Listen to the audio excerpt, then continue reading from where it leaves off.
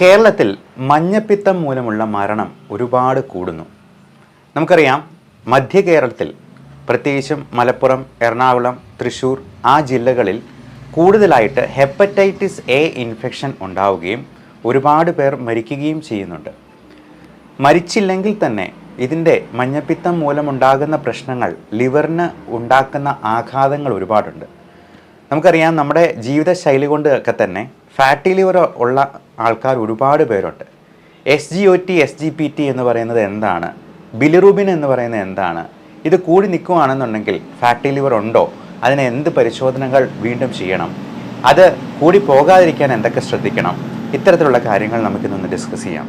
നമസ്കാരം, ഞാൻ doctor Bipin Jose, Pazhama medical centre, Pala, Kanjirappally and Sultan Bathery.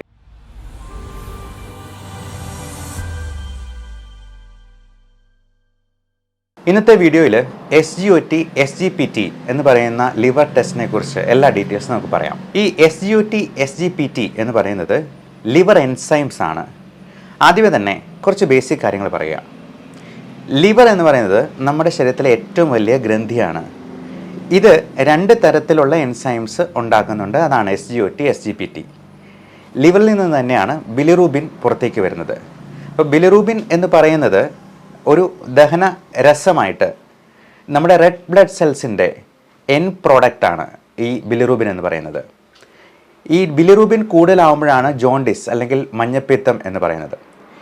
SGOT, SGPT ലിവറിലാണ് secrete ചെയ്യുന്നത്. എങ്കിലും അത് ഉണ്ടോ ഇല്ലയോ എന്നുള്ളത് നോക്കുന്നത് നമ്മുടെ ബ്ലഡിലാണ്. അപ്പോൾ ബ്ലഡ് ടെസ്റ്റ് ചെയ്ത് നോക്കിയെന്നാൽ നമുക്കിത് ലെവൽ കൂടുതലുണ്ടോ എന്നുള്ളത് അറിയാൻ പറ്റും. AST, ALT എന്നും അതിന് വേറെ പേരുകൾ പറയാറുണ്ട്. സാധാരണ രീതിയിൽ രക്തത്തിൽ ഇത് കൂടി നിൽക്കുന്നത് ലിവർ സംബന്ധമായ രോഗങ്ങളിലാണ്, കൂടുതലും ഫാറ്റി ലിവർ പോലെയുള്ള പ്രശ്നങ്ങൾ. ഇതിൻ്റെ ഈ ടെസ്റ്റിൻ്റെ പ്രത്യേകത എന്താണെന്ന് വെച്ചാൽ, ലിവർ ഡാമേജ് കൂടുതലുള്ള ലക്ഷണങ്ങൾ ഉണ്ടാകുന്നതിന് മുൻപ് തന്നെ ഈ ബ്ലഡ് ടെസ്റ്റ് ചിലപ്പോൾ കൂടുതലായിട്ട് കാണിക്കും. അപ്പോൾ ചെറിയ തോതിലെങ്കിലും ഡാമേജ് ഉണ്ടെങ്കിൽ ഈ SGOT, SGPT കൂടുതലായിരിക്കും. അത് non alcoholic fatty liver disease ആണെങ്കിൽ SGPT ഒരു 2 മടങ്ങ് കൂടുതലായിട്ട് വേണം SGPT മാത്രമായിട്ട്. അപ്പോൾ ബിലിറൂബിൻ ഒത്തിരി കൂടുതലുണ്ടെങ്കിൽ നമുക്ക് ഉള്ളം കൈയിലൊക്കെ യെല്ലോ ഡിസ്കളറേഷനായിട്ട് കാണാം, ഈ മഞ്ഞ കളറ് കാണാം കണ്ണിൽ. പക്ഷേ SGOT, SGPT ഒക്കെ ചെറിയൊരു ലിവർ ഡാമേജിൽ പോലും അത് കൂടുതലായിട്ട് കാണാനായിട്ട് കഴിയും. ഹെപ്പറ്റൈറ്റിസ് എന്ന് പറയുന്ന വൈറൽ ഇൻഫെക്ഷൻ കൂടുതലും അത് ജലജന്യമായ രോഗമാണ്.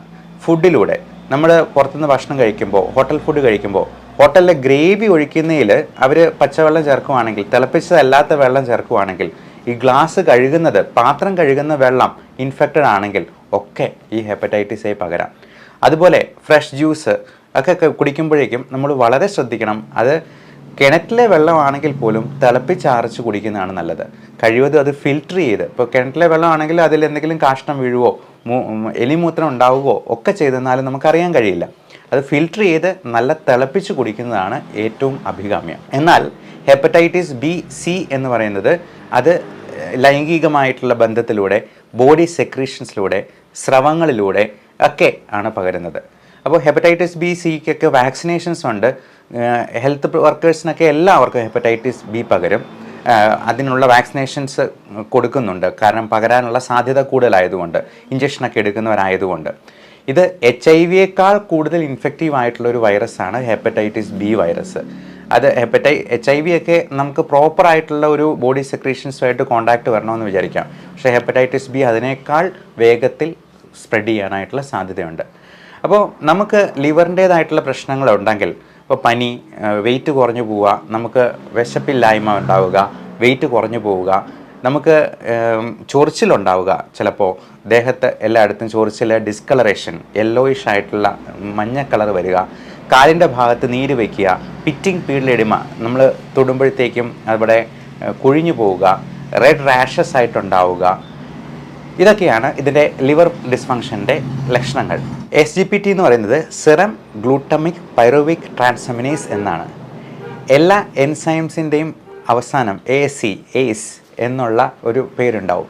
അപ്പോൾ ALT, അലനിൻ ട്രാൻസാമിനേസ് എന്ന് പറയുന്ന, അത് ഇൻ്റർനാഷണൽ യൂണിറ്റ്സിൽ നോർമലി വരുന്നത് 56 വരെ, ഇൻ്റർനാഷണൽ യൂണിറ്റ്സ് വരെ ഇത് നോർമൽ റേഞ്ചാണ്.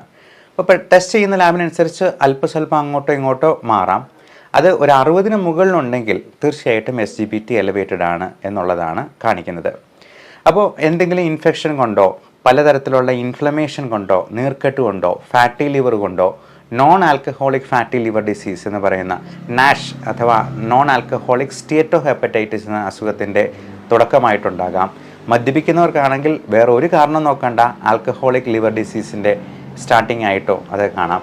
ലിവർ സിറോസിസ് ഉള്ളവർക്ക് ചിലപ്പോൾ 500 1000 ഒക്കെ ആയിട്ട് ഈ ലിവർ എൻസൈംസ് കൂടുന്നതായിട്ട് കാണാറുണ്ട്. എന്നാൽ ഒരു 100-ൽ താഴെയാണെങ്കിൽ അത് വലിയ കൂടുതലില്ല, റിവേഴ്സിബിൾ ആയിട്ടുള്ള ലിവർ ഡാമേജേ ഉള്ളൂ എന്നുള്ളത് നമുക്ക് മനസ്സിലാക്കാം.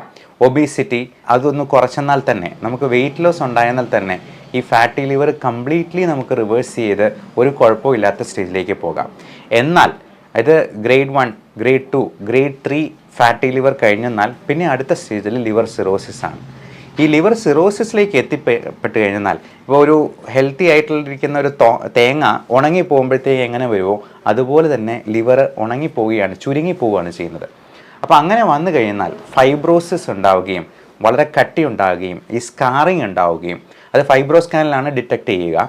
അപ്പോൾ അങ്ങനെ ഡിറ്റക്റ്റ് ചെയ്യുമ്പോഴത്തേക്കും നമുക്ക് ലിവർ സിറോസിസ് എന്ന സ്റ്റേജ് വന്നു കഴിഞ്ഞാൽ ഒരു തരത്തിലും അത് തിരിച്ച് കൊണ്ടുവരാൻ പറ്റില്ല.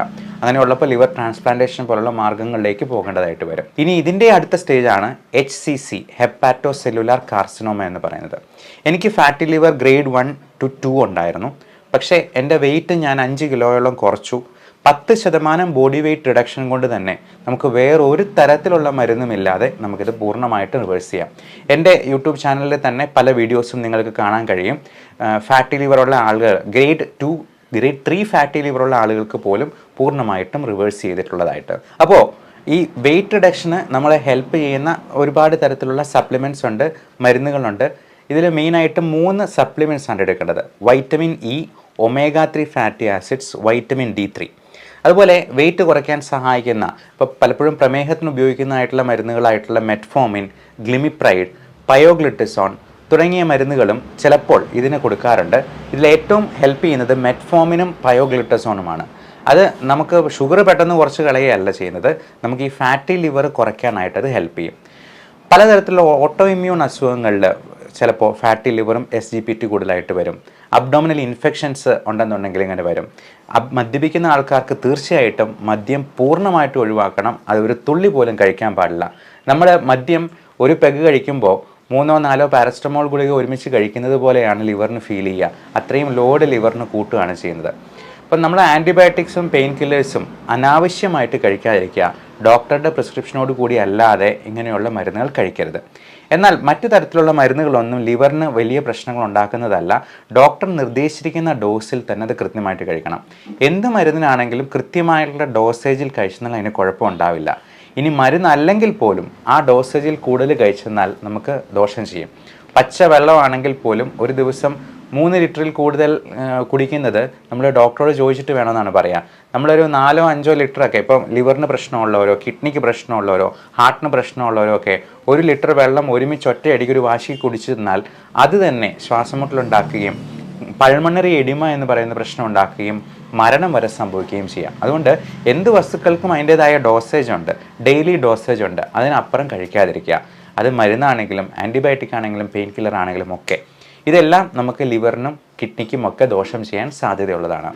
ഇനി SGOT എന്ന് പറയുന്നത് സിറം ഗ്ലൂട്ടാമിക് ഓക്സലോ അസറ്റിക് ട്രാൻസാമിനേസ് എന്നാണ്. ഇത് വേറൊരു തരത്തിലുള്ള എൻസൈമാണ്. ഇതിന് മറ്റൊരു പേരോടും കൂടിയുണ്ട്, AST, aspartate amino transaminase. SGOT SGPT തമ്മിലുള്ള വ്യത്യാസം എന്നാന്ന് വെച്ചെന്നാൽ ഇത് ലിവർ സ്പെസിഫിക് ആയിട്ട് പറയുന്നത് കുറച്ചുകൂടി SGPT ആണ്. അതായത് ലിവർ ഡാമേജസിൽ ലിവർ സംബന്ധമായിട്ടുള്ള രോഗങ്ങളിൽ കൂടുതലായിട്ടും SGPT എലവേഷനാണ് ഉണ്ടാവുന്നത്.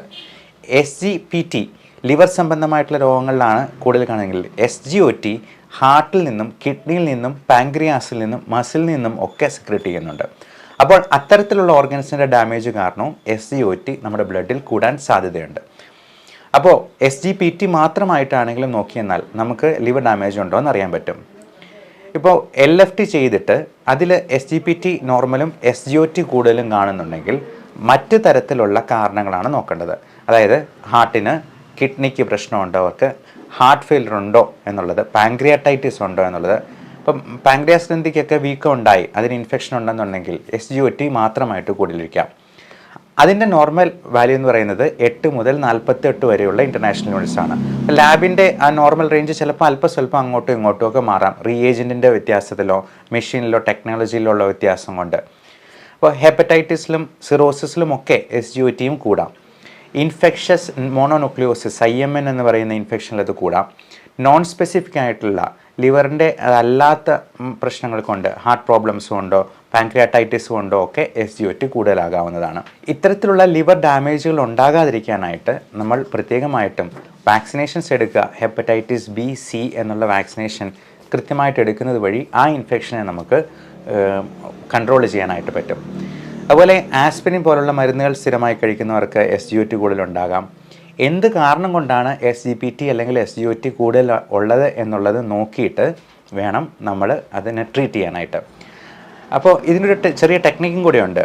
എത്ര തവണയാണ് നിങ്ങളുടെ നോർമൽ റേഞ്ചിൽ നിന്നും കൂടുതലായിട്ടുള്ളത്? ഇപ്പോൾ SGPT 2 മടങ്ങിൽ കൂടുതൽ, 3 മടങ്ങിൽ കൂടുതലൊക്കെ ഉണ്ടെന്നുണ്ടെങ്കിൽ അത് ഫാറ്റി ലിവർ കൊണ്ടുള്ള പ്രശ്നങ്ങളായിരിക്കാം എന്നുള്ളത് നമുക്ക് ഏകദേശം അനുമാനിക്കാം. അപ്പോൾ അതിനുശേഷം നമ്മൾ ഫൈബ്രോ സ്കാൻ പോലുള്ള മറ്റ് ടെസ്റ്റുകൾ പറഞ്ഞേക്കാം. അൾട്രാസൗണ്ട് സ്കാൻ, അബ്ഡോമൻ്റെ വയറിൻ്റെ സ്കാൻ കൊണ്ട് ഏകദേശം അതിൻ്റെ ഗ്രേഡിങ് മനസ്സിലാക്കാം. കൃത്യമായിട്ട് ലിവറിൻ്റെ ഫൈബ്രോസിസ് നമുക്ക് മനസ്സിലാക്കാൻ ഫൈബ്രോ സ്കാൻ തന്നെ വേണം. ഇൻഫെക്ഷൻസ് പോലുള്ള അസുഖങ്ങൾ, ഇപ്പം ഡെങ്കി ഫീവർ ആണെന്നുണ്ടെങ്കിലും ഇതിങ്ങനെ കൂടാം. ഓട്ടോ ഇമ്മ്യൂൺ ഡിസീസസിൽ കൂടാം, അതായത് നമ്മുടെ ഇമ്മ്യൂണിറ്റി തന്നെ നമുക്കെതിരെ തിരിയുന്ന പ്രതിഭാസം. ഇങ്ങനെയുള്ള സംഭവങ്ങളിലുമൊക്കെ ഇത്തരത്തിലുള്ള എലവേഷൻ ഉണ്ടാകാം. അപ്പോൾ ഇതിൻ്റെ കാരണങ്ങൾ കൃത്യമായി കണ്ടെത്തി അത് ട്രീറ്റ് ചെയ്യുകയാണ് വേണ്ടത്.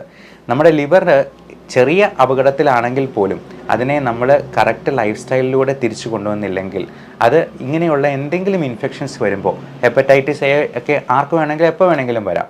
കാരണം പുറത്തുനിന്ന് ഒരു ഗ്ലാസ് വെള്ളം പോലും കുടിക്കാത്തവരായിട്ട് ആരും ഉണ്ടാവത്തില്ല. നമ്മൾ എപ്പോഴും തിളപ്പിച്ചിട്ട് തന്നെ കുടിക്കണമെന്നില്ല. ഇപ്പോൾ പാത്രം കഴുകുന്ന വെള്ളത്തിൽ നിന്ന് പോലും ഈ ഇൻഫെക്ഷൻ വരാമെന്നുള്ളത് കൊണ്ട് നമ്മൾ liver disease, fatty liver grade 1 ആണെങ്കിൽ പോലും അതിന് കൃത്യമായ സപ്ലിമെൻറ്റ്സ് എടുത്ത് ലൈഫ് സ്റ്റൈൽ ചേഞ്ചസ് കൊണ്ടുവന്ന് വെയിറ്റ് നമ്മൾ കറക്റ്റ് BMIയിൽ മെയിൻറ്റെയിൻ ചെയ്തുകൊണ്ട് തന്നെ ലിവറിനെ പ്രൊട്ടക്റ്റ് ചെയ്ത് നിർത്തിയില്ലെങ്കിൽ അത് നമുക്ക് പണി തരും എന്നുള്ളതിൽ സംശയമില്ല.